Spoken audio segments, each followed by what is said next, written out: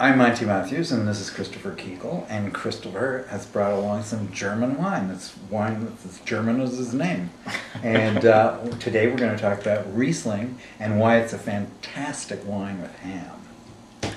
So I guess one of the difficulties when we're trying to pair wines with ham is the fact that ham actually offers two different flavors, distinct flavors. So we have the saltness that comes from the pork itself, and then we have the sweet glaze that we put over the top. So that really poses some difficulty in trying to pair something with it. So we kind of go either one way or another.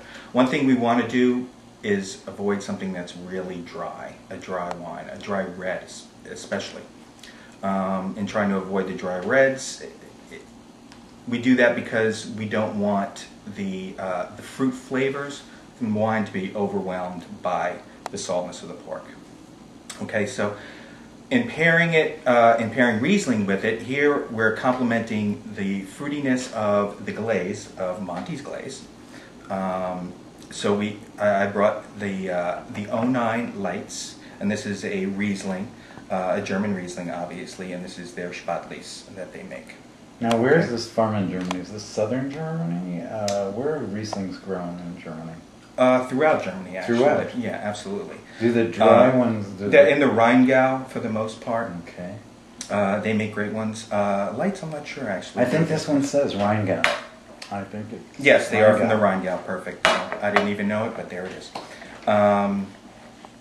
So in pairing this Spätlese means late harvest, actually, in literal translation, which not to be confused with a late harvest wines that maybe we've been exposed to as far as a dessert wine. Okay, that's not this. Late harvest meaning that these grapes are picked just like a week or two later than their first harvest. Okay, so they have more sugar in them. More sugar because content, they've been absolutely. sitting out on the... Exactly. So this particular wine has, a fair amount of residual sugar, which is going to complement Monte's glaze. So perfect pairing with the ham. Excellent, excellent. Good. Now, I believe there's an alternative. Yes, there is an alternative actually. As far as a red, I always like to offer everybody, a full range of, different wines. Another wine I suggest is you can do a great, red Burgundy, of course, one of my favorites.